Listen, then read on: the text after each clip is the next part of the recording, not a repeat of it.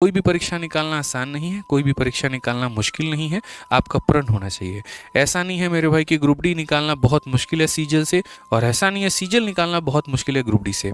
मेरा सिर्फ यहाँ पर एक ही मानना है दोस्तों कि एक परीक्षा की तैयारी जो छात्र कर रहा होता है ना, आप उससे उसका आलम पूछ करके देखिए कि कठिनाई कितनी होती है। किसी की तैयारी का कमज़ोर आकलन मत करिए, किसी की तैयारी का जो है यहाँ पर ईजी आकलन मत करिए कि हाँ ये तो बड़ी आसानी से हो गया होगा, ये तो बड़ी मुश्किल लगा होगा, इसमें बिल्कुल भी नहीं है। अगर कोई ग्रुप डी की तैयारी कर रहा है ना, तो उसको पता होगा कि उसकी मानसिक स्थिति क्या है, उसको बचपन से उसी तरह का साधन मिला होगा वहाँ पर, उसके पास उसके आगे का साधन नहीं होगा। नहीं तो क्यों ग्रुप डी की करता, वो सीजल की क्यों नहीं करता, वो यूपीएससी की क्यों नहीं करता। भारत में श्रेणी की अगर हम बात करें तो सबसे ऊपर में हमारा यूपीएससी आता है ग्रुप ए, उसके बाद में हमारा सीजल आता है, ग्रुप बी होता है, और बाकी सारे फिर ग्रुप सी के होते हैं और ग्रुप डी के पोस्ट होते हैं, और उसी आधार पर उनकी सैलरी भी निर्धारित होती है। जो आपको जॉब होती है, जो नौकरी जितनी ज़्यादा सैलरी की होती है, तो एक तरीके से ऐसे मान करके चलिए उसको पढ़ने में खर्च भी आपका उतना ही लगता है। जैसे एक बच्चा अगर रेलवे की तैयारी कर रहा है, उससे कई गुना ज़्यादा खर्चा उस बच्चे का है जो यूपीएससी की तैयारी कर रहा है।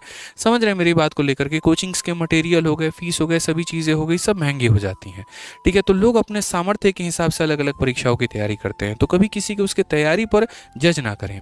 तुम ये निकाल करके दिखा दो, तुम वो निकाल करके दिखा दो, ये बड़ी गलत बात है, इस बात को समझिए। ठीक है, अगर मैं आपको ये दूं कि मेरे भाई आप सीजल निकाल करके दिखाइए, तो वो वहां पर कहीं ना कहीं आपकी काबिलियत को ठेस पहुंचाने के बराबर की बात है, क्योंकि कभी किसी की क्षमता कोई भी नहीं जानता है। मुझे लगता है हमारी परिस्थितियां जैसे होती हैं वैसे वो हमें मजबूर करती हैं, उस हालात के अनुसार हम उस ऑप्शन को चूज करते हैं, क्योंकि जीवन में हर किसी को एक बड़ा मुकाम हासिल करना है, हर किसी को बड़े ऊंचाइयों तक चल के जाना है। ठीक है, बस ये हमारी मजबूरी रही, हमारे साधन की कमियों के कारण आज हम यहाँ पर हैं, लेकिन इसका मतलब ये नहीं कि हम हमेशा यहीं रहेंगे। तो मेरा हमेशा आप लोगों से प्रेरणा एक ही बात का रहता है कि आप जितनी मेहनत जीवन में कर सकते हैं आप उतना करिए, उतना आगे बढ़िए। ठीक है, और बाकी आसपास की हवा क्या बह रही है क्या नहीं बह रही है इसके ऊपर में कोई फोकस मत करिए। तो मैं इसी के साथ मैं आपको कुछ बोलना चाहूँगा, और इस बात को मेरे लिए हमेशा जीवन में उतार करके रखना, मैंने इसको बहुत माना है, मेरे लाइफ में बहुत महत्वपूर्ण रहा है ये, और आप भी इसको फॉलो करना। हो सके तो अपने स्टडी टेबल पर लिख करके इसको चिपका लेना कि जैसी सोच रखोगे वैसी स्थिति आ जाएगी। ध्यान से सुनना मेरी बात को, कि जैसी सोच रखोगे वैसी स्थिति आ जाएगी, जैसी स्थिति चाहते हो वैसी सोच रखो। अगर मेरे भाई आईएएस बनना चाहते हो ना, तो आईएएस वाली सोच रखनी पड़ेगी तुम्हें यहाँ पे।